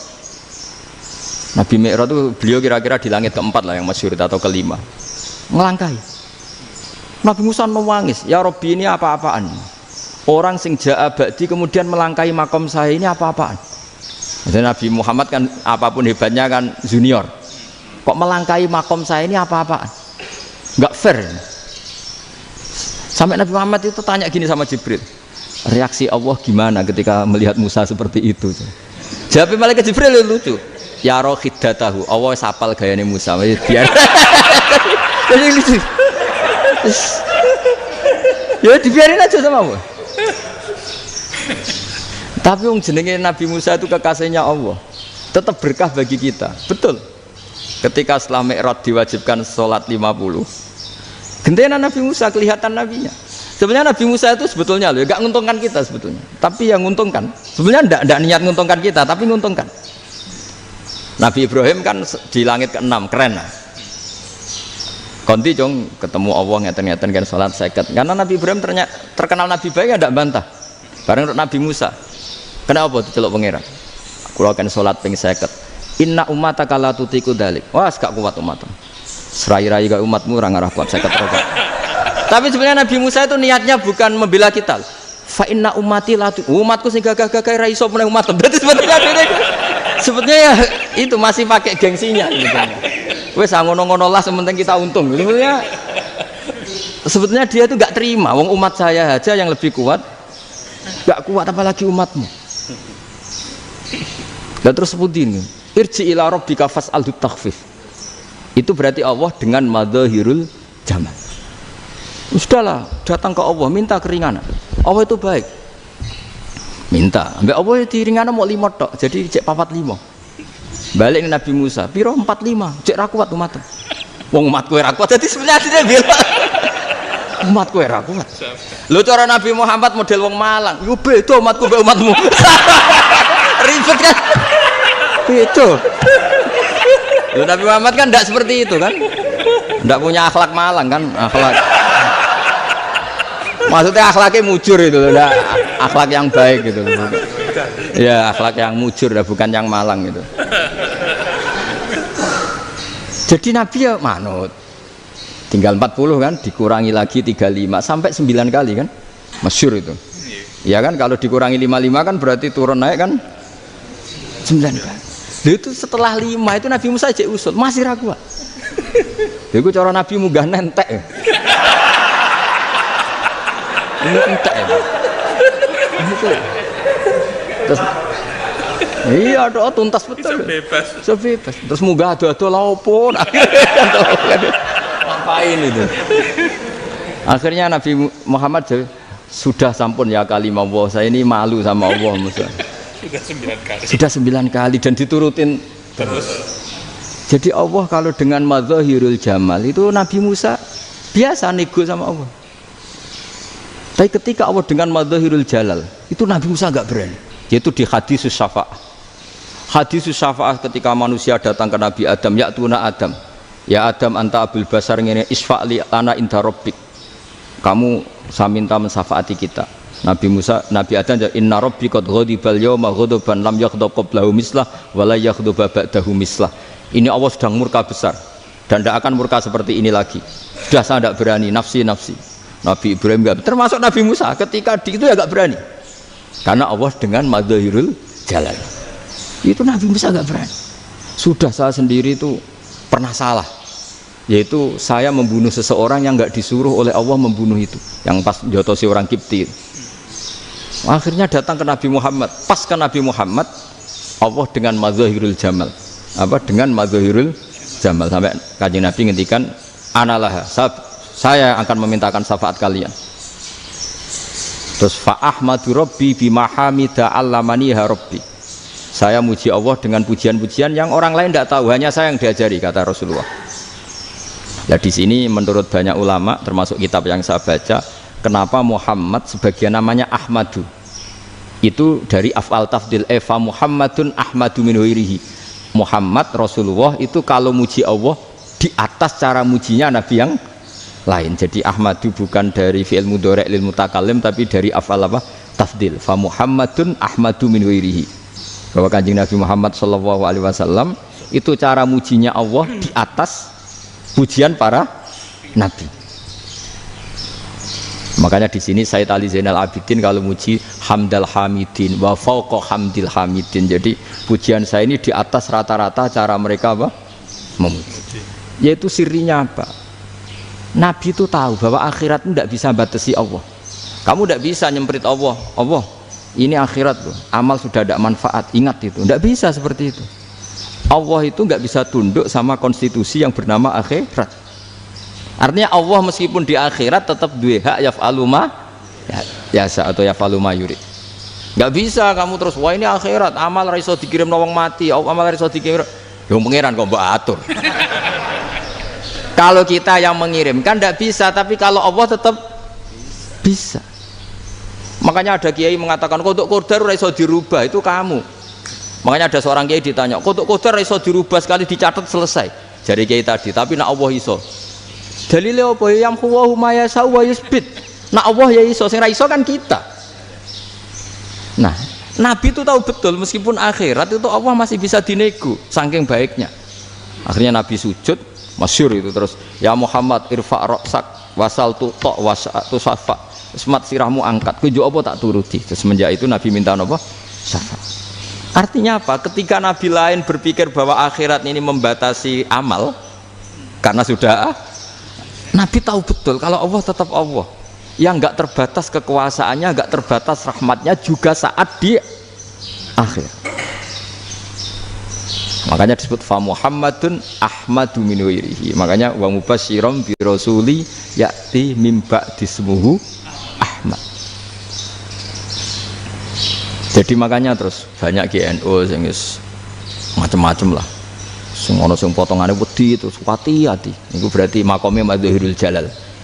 Ono sing amen guyon nek makome Madhahirul Jamal. Ono sing ra jelas ngene iki, wis ra jelas. Nak guyu buanter kok nangis kok buanter. Jebule urusan utang. Lah ini sudah yang udah. Jadi makanya yang rileks saja. Sebenarnya agama ini santai, rileks karena agama ini harus bifarohin wasururin. Enggak boleh agama ini dibawa dengan kekerasan, dengan antisosial. Karena agama ini harus kul bi fadlillah bi rahmati fa bidzalika falyafrahu, harus senang, harus rileks. Makanya saya jadi kiai itu senang takutnya gini. Sekali saya tidak senang jadi presiden buruk.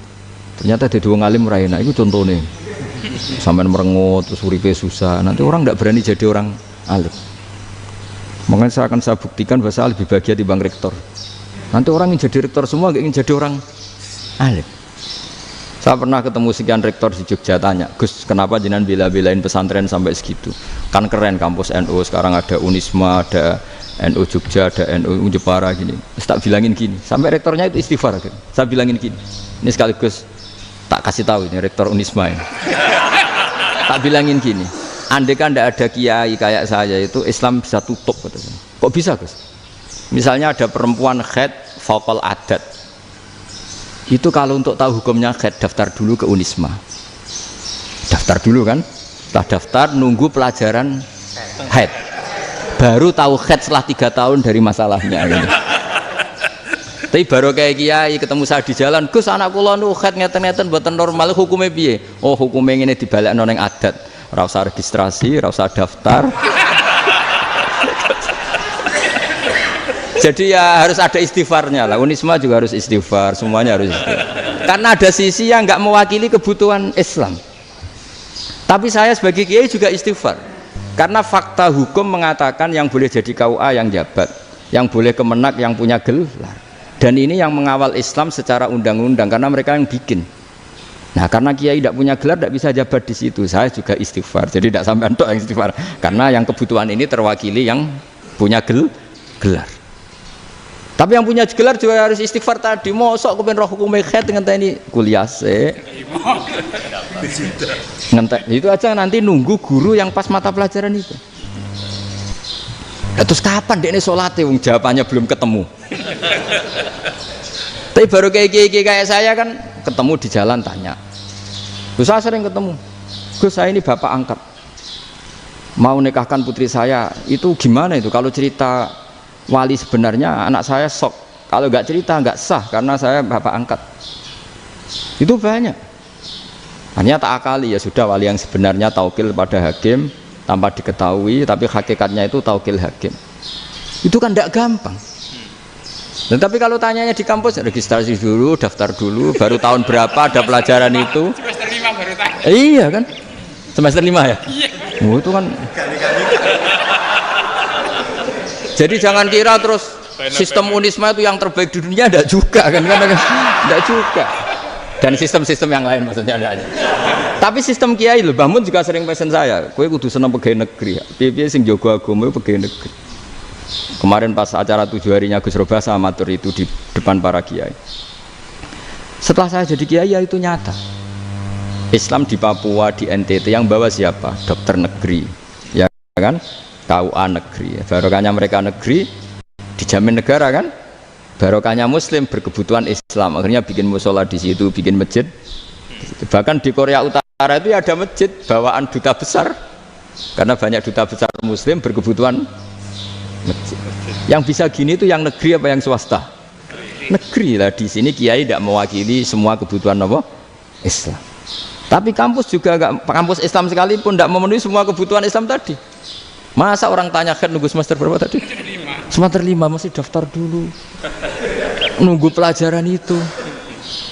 Payahnya pas ketemu dosennya, wong saya tidak pernah kan ribet kan? Dosennya cowok gitu. Jadi sudahlah, makanya ini. Iya, makanya ini kan bentuk kearifan lah. Jenengan ngakui fungsi kiai kayak saya itu bentuk kearifan. Saya juga ngakui jenengan itu butuh kearifan. Saya sering didolani KUA itu. Itu rata-rata ya didikan kiai. Kompilasi hukum Islam itu banyak ya, janda cantik. Contohnya harus cantik, kalau jelek nggak mungkin terjadi kan. Ada janda cantik kebetulan suka kawin tapi takut zina. Saya ulang lagi, suka kawin tapi takut. Itu seringnya gitu Pak Rektor. Jadi dia kawin bosen, bilang ke KUA, Pak saya sekarang mau nikah sama ini. Loh, tapi kamu mau punya suami. Ya tapi kan nggak tercatat Pak.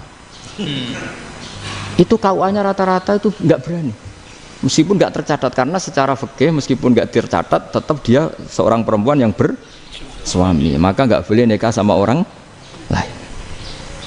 Jadi coba kalau nyun sewu KUA hanya ngikuti hukum formal, yang penting di catatannya nggak punya suami, ya dinikahkan saja kan. Tapi mereka enggak, karena didikan kiai nggak berani. Artinya gini, kalau hanya pro hukum catatan sipil, maka ini dinikahkan bisa karena nggak tercatat. Tapi secara hukum santri nggak bisa dong menikahkan perempuan sing dzati zaujin yang punya suami. Nah, ini barokahnya kerjasama yang baik. Jadi di masyarakat itu tertanam didikan kiai, nggak boleh nikahkan perempuan yang bersuami. Tapi di KUA ngikuti hukum formal. Dan di Indonesia itu KUA itu rata-rata konsultasinya ya sama kiai. Sehingga ya nggak berani akhirnya, meskipun aku udah mlebu rokok mbak, gak iso. Dan itu buahnya. Seorang lagi ya, makanya ini kan pesantren itu nggak boleh mati. Orang kiai-kiai kayak saya nggak jelas-jelas itu harus lebih jelas lagi. Karena ini yang on time, yang online, yang siapa saja bisa tanya. Saya itu SMS saya itu nggak punya HP WA. HP jadul itu SMS-nya tiap hari tak berapa. Orang yang tanya dari Kalimantan, dari Aceh. Gus, di kampung saya ada masjid 2 itu yang Samana. Ada yang dari orang perkotaan, Gus di perumahan baru ada masjid, yang Jumatan baru orang 12, sah enggak? Ya langsung saya jawab, sah. Dalilnya ini. Ya sudah. Nah, tapi kata Imam Syafi'i gini, harus orang 40, itu madzhab Syafi'i, dalam madzhab yang lain gini-gini. Itu kalau tanya rektor itu kan ribet. Masuk ajudan dulu, asisten dulu, panjang.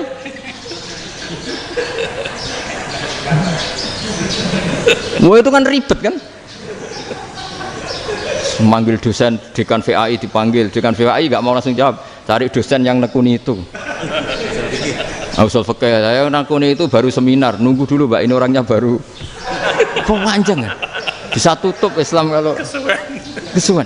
Coba kalau tanya kiai kan nggak ketemu di jalan. Dulu Mbah Zubair kata Mbah Mun, saya termasuk santri yang diapresiasi Mbah Mun. Dhisik Mbah Zubair yang ngono, anak nong takok pesuan gak oleh, gak takok ning kene. Jangan biasa ditanya orang ngadeg-adegan. Ya alhamdulillah ilmunya cukup, kalau gak cukup ya kok sik. Jadi sebetulnya orang sopan itu ya agak-agak ada yang ditutupi sebetulnya. Mboten prayogi teng dalan nginjang mawon matur. Ya sebetulnya ya sebenarnya memang ilmunya agak cukup gitu.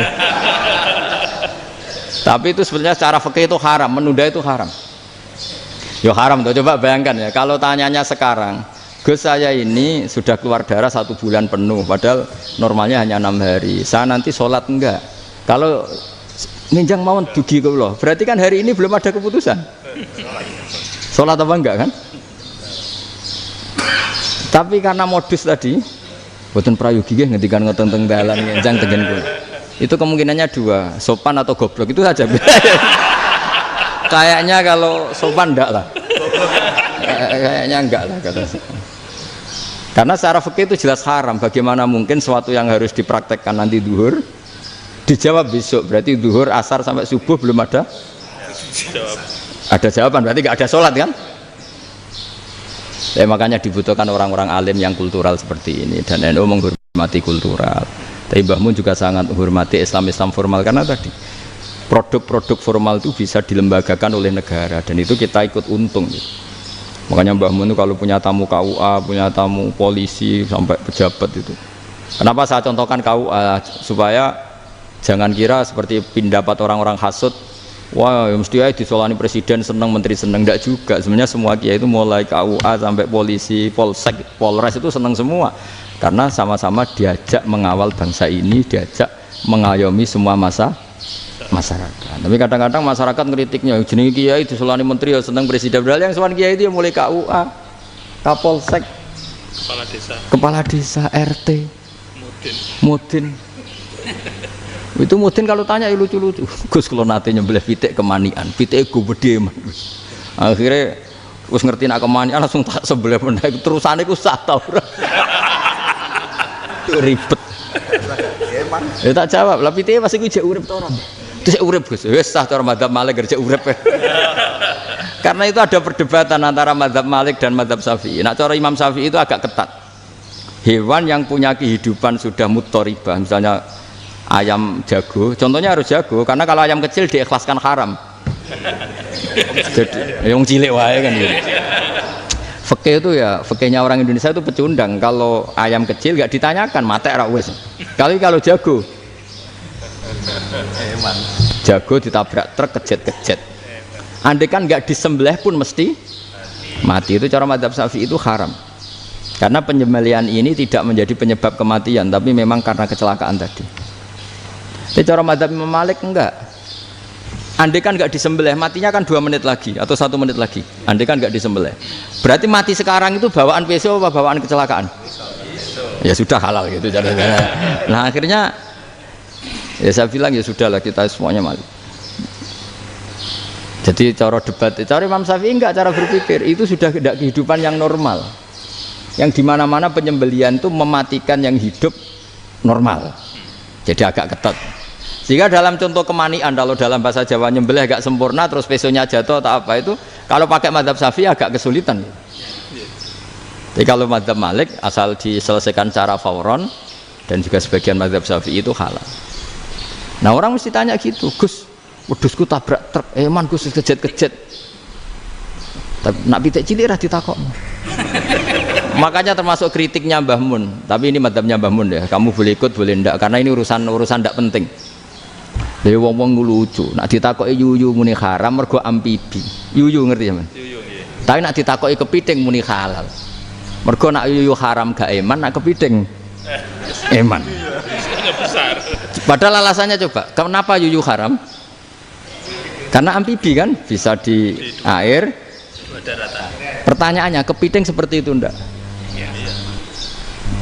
Nah, tapi kepiting kalau haram kan eman. Karena besar ya? Karena besar kan. Kalau yuyu silahkan haram kan gitu. Artinya apa? Fikih kita ini agak-agak pecundang gitu, agak-agak pertimbangan. Iya, ini lucu kan? Kualitatif. Coba alasannya yuyu haram karena apa? Amfibi kan? Hidup 2 alam. Pertanyaannya, kepiting seperti itu enggak? Iya. Iya, kenapa kalau orang tanya yuyu haram apa halal? Rata-rata jawab haram. Tapi kalau kepiting mulai khilaf. Loh mestinya kan sama kan? Nah itu karena unsur imannya. Iya tadi. Saya juga sering melihat tonggo-tonggo itu ayam cuwilik sakmene ketabrak truk, nggak ada yang tanya. Tapi saya pernah jalan-jalan di Naruan sini, Ono jago ketabrak, sing duwe langsung marani kula. Pas saya naik motor, Gus ini halal apa haram? Nak langsung kula sebelah halal apa haram? Gus kanggo kowe halal gak halal. Karena saya tahu tak jawab haram mesti kecewa itu. Aduh, akhirnya kiai ini beratnya kan. Ya akhirnya ya saya setelah itu Fatihah Imam Syafi'i ngapunten nih umat kula nu rahasia mangke madzhab jenengan tuh ndak siap.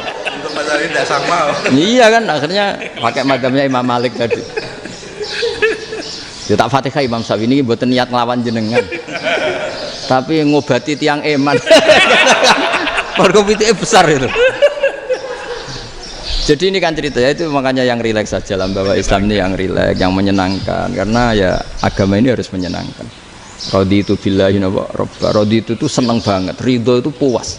Nggak boleh beragama pertuntungan terus emosinan, ya marem atau raditu itu marem jadi yang nyaman. Ya saya kira demikian. Assalamualaikum warahmatullahi wabarakatuh. Pelajari loh Pak Rizky. Jawab bagus. Pon rasa. Satu aja yang di sini benar. Oh, satu aja. Syarat. Nggih, damel syarat. Jadi mungkin ada satu pertanyaan aja. Satu saja. Bukan keluhan. Bukan keluhan. Ini mung Gus Bak pada Madhohirul Jamal nih. Iya, Madhohirul Jamal. Sebentar lagi sudah jalan. Sebentar lagi sudah Madhohirul Jalal. Jadi gak kena ditakoni. Monggo setunggal mawon. Mikir. Ya bagus. Niki ambil. Nggih. Ampun dawa-dawa terus ya Gus. Ya jaga-jaga ya. Assalamualaikum warahmatullahi wabarakatuh. Saya Fadil, alumni Unisma yang kuliahnya paling lama. Masih di jalanan. Gus, pertama saya muhibin jenengan ngikuti 3 tahun terakhir kayaknya.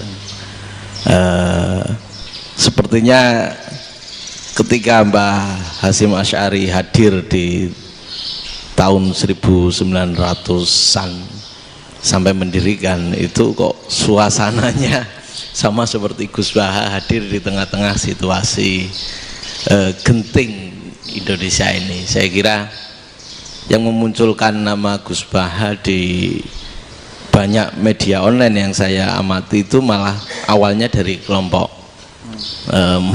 bukan kita gitu. Dan itu kami melihat bahwa apakah nanti 1926 dan 2026 satu abad NU, saya kok termasuk orang yang punya apa ya semacam harapan gitu Gus Baha bisa ya mungkin kalau beliau Mbah Hasyim Rois Akbar, sekarang Rois Am, nanti ada istilah barulah tengah-tengah antara Rois Am dan Rois Akbar. Karena setiap satu abad harus ada mujadid dan kami berharap kamu aja tak angkat. Itu yang pertama, artinya mohon maaf Gus. Yang kedua soal saya termasuk orang yang cukup iskal dengan peristiwa Nabi, kalau banyak disebutkan itu kisah Nabi Khidir Khodir yang dari 3 cerita itu hanya satu cerita yang saya masih agak bingung soal di situ anak kecil itu pakai kalimat, kalau di Al-Quran itu pakai qatala, jadi pakai anak kecil itu dibunuh seperti itu. Jadi ada istilah yang apakah memang saat itu ada syariat yang membolehkan atau memang ada sesuatu yang secara dari Allah Subhanahu wa Ta'ala memang itu dibolehkan untuk Nabi Khidir. Jadi di antara semua cerita itu saya yang agak iskal yang itu. Kalau yang kisah soal membocorkan itu mungkin masih bisa masuk ya, tetapi apakah sudah ada ilmu psikologi yang sangat tinggi sehingga kalau ada anak-anak yang idiot itu atau apapun istilahnya yang sekarang itu boleh dilakukan tindakan gitu. Nah ini saya lebih provokatif dari Pak Rektor biasanya. Artinya mohon maaf karena pemahaman saya ada dua pendekatan ilmu yang masuk, satu seperti Nabi Musa, yang satunya seperti Nabi Khidir. Mudah-mudahan ada sedikit penjelasan. Siap Gus, terima kasih. Dan yang terakhir mudah-mudahan karena Indonesia situasi terakhir saya kira kita ketahui lagi pandemi seperti ini Gus, jadi saya juga ingin pendapat Gus Baha, apakah ini situasi pandemi corona itu Allah sedang madhohirul jamal atau madhohirul jalal? Terima kasih. Assalamualaikum warahmatullahi wabarakatuh. Assalamualaikum warahmatullahi wabarakatuh. Monggo langsung mawon Gus. Ini provokatif ini kayak. Loh di situ aja kamu tanya kok terus mirip. Siapa Fadil ya? Dari peternakan ya? Peternakan. Tapi mau ngomong tafsir itu. Mulai kacau peternakan ngomong tafsir ini mulai. Nah ini ada yang hafal Quran ngaco, paling enggak setengah hafal. Enggak yang dari Unisma. Enggak begini, ayat itu kan ditutup wama fa'altuhu an amri, ya saya maknani wama fa'altu lan orang nglakoni ingsun hu ing kabeh sing kasebut an amri mergo kepinginanku ingsun. Jadi saya melakukan itu semua bukan karep saya sendiri. Jadi Khadir sendiri itu kamu untung tidak nekuni tafsir. Kalau nekuni tafsir yang kamu soal bukan Nabi Khidir, karena Nabi Khidir itu hanya satu orang. Yang kamu soal harusnya Israel. Itu ndak rektor, ndak kiai besar, ndak siapa saja dihabisin itu. Kenapa Israel ndak kamu tegur? Gimana hukumnya qatlul mukmin? Kenapa Israel ndak kamu masukkan ayat wa may yaqtul mu'minam muta'ammidan fajazauhu jahannamu khalidan fi. Ingat ya Israel. Iya kan? Nah, Israel melakukan pembunuhan itu, kadang yang dipateni nyuwun sewu orang soleh betul. Tapi wae kabundut ya. Itu Israel juga tidak atas pilihannya, tapi karena perintah. Nah, Khadir itu bukan nabi syariat, kira-kira mirip kayak Israel. Karena beliau bukan nabi syariat. Jadi ini agak aneh, ini kan orang nekuni tafsir kayak saya sampai berjilid-jilid kitab. Saya kemarin mata saya agak sakit karena saya nangis itu sudah 2 hari. Bukan mikir sampean tapi mikir ilmu ini harus ada yang mempertahankan. Karena apa ya, nekuni ilmu itu kan ribet. Kalau yang nekuni ilmu terus dosen terus rektor itu ya agak ada fasilitasnya. Kalau nekuni ilmu kiai itu naruh keramat kan taqabbalallahu minna minkum taqabbal ya karim. Iya, tapi saya alhamdulillah keramat jadi ya tetap hidup itu terus. Saya ulang lagi ya. Harusnya Mas Fadil itu kalau nekuni itu yang disoal tuh Nabi Khidir. Nabi siapa? Apa malaikat siapa? Israel. Karena itu korbannya lebih banyak. Pertanyaannya, Israel kena enggak oleh aturan ayat wa may yaqtul mu'minam muta'ammidan fajazaahu? Kan enggak. Karena semua itu wa ma fa'altuhu an amri. Saya lakukan ini. Mungkin ngaji kamu enggak khatam sih mau delok fakotalah itu. Itu Nabi Khidir pasti tersinggung, nggak baca belakangnya itu. Ya karena jurusan peternakan itu. Atau salah gurunya yang ngajar. Daripada nyalakan satu orang mendingan 2 ya. Jadi kalau ngaji itu khatam, sehingga ngerti ayat itu kan ditutup wa ma fa'altuhu an amri. Nah menurut Ibnu Hajar al Asqalani yang nyarai Bukhari, dan ketika itu cerita tafsir ayat itu, wa hadza dalilun ala anna Musa afdhali minal Khadir. Justru ayat-ayat itu menunjukkan Musa itu lebih utama ketimbang Nabi Khidir. Karena Nabi Khidir monoton melakukan apa saja yang diperintahkan Allah, sementara Musa tetap dengan gugatan syariatnya. Beliau gak terima ada orang main membunuh. Aqtal tanafsan zakiyatan bi ghairi nafs. Laqad ji'ta syai'an nukra. Sur'atu Musa ila nahyil mungkar itu menunjukkan beliau Nabi ulil azmi. Jadi Nabi Musa langsung sikap, wah ini tidak benar kamu. Padahal sudah ada perjanjian, kamu tidak boleh bantah. Tapi Nabi Musa lebih ngeboti syariat, lebih memihak syariat, nahi mungkar itu wajib. Justru itu menunjukkan derajatnya Nabi Musa faqal Khadir. Makanya Nabi Musa tetap gugat, nggak bisa dong, ini nafsan zakiyatan kok kamu bunuh. Maka itu jadi ilmu. Nabi Khidir pada akhirnya nyuwun sewu ya tidak bisa jawab. Makanya beliau menutup wa ma fa'altuhu an amri. Sebenarnya saya sendiri itu ya tidak punya alasan. Jadi kalau Israel kamu tanya, ini gimana ini? Wong melarat mulai cilik, meh sugih mbok pateni.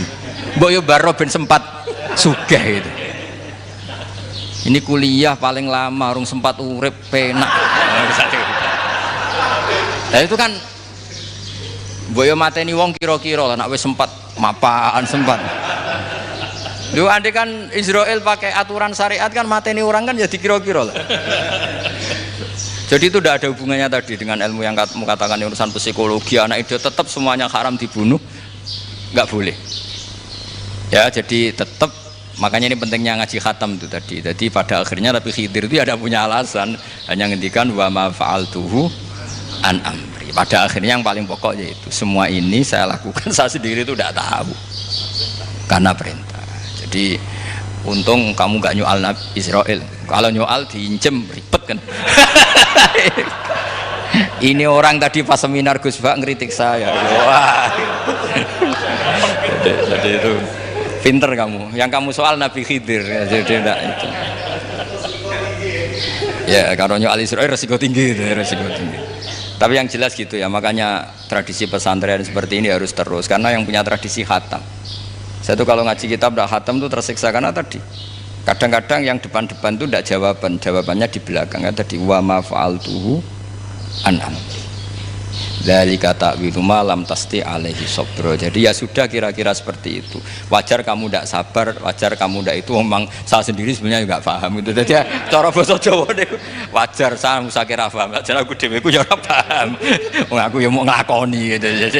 Jadi sebetulnya sama-sama ada itu kan. Ini jenis wa ma fa'altuhu an amri. Dah ya. Ya.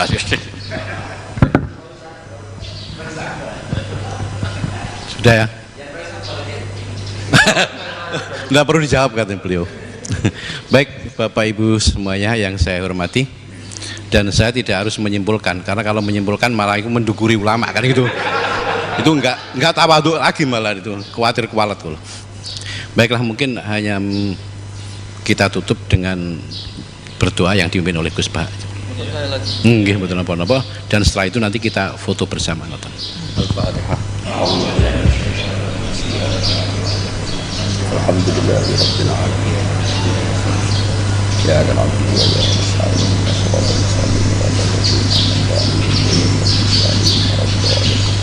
Nahmaduka ya ghafur ya syakur wa salli wa sallim ala sayyidina Muhammad wa ala alihi wasallam ajma'in. Allahumma ij'alna mutawassina fika mutahabina fika mutabadilina fika mutanasirina.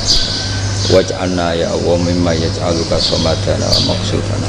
Fardo anna ya Allah lakal hamdu ya radita lakal hamdu fa'ta ridha lakal hamdu hatta tarda la nufsi thanana alaika anta kama atita ala nafsi.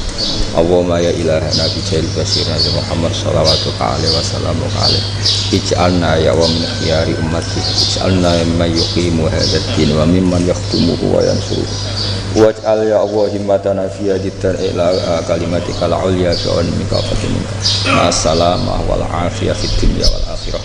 Rabbana atina fid dunya hasanah wa fil akhirati hasanah wa qina adzabannar. Sallallahu alaihi Muhammad sallallahu alaihi wasallam. Subhana rabbika rabbil izzati amma yasifun wa salamun alal mursalin walhamdulillahi rabbil alamin. Bismillahirrahmanirrahim. Matur suwun sanget Gus Bah, dan alhamdulillah kita bisa melaksanakan acara pengaji pagi ini sesuai dengan jadwal. Dan saya sebagai pembawa acara atau etok-etok moderator, mohon maaf bila mana ada kesalahan dan khilafan. Terima kasih. Wassalamualaikum warahmatullahi wabarakatuh. Berikutnya selamat datang di Universitas.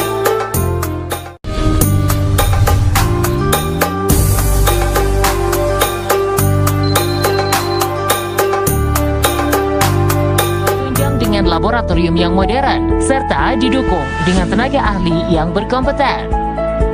Pendidikan karakter dan pengembangan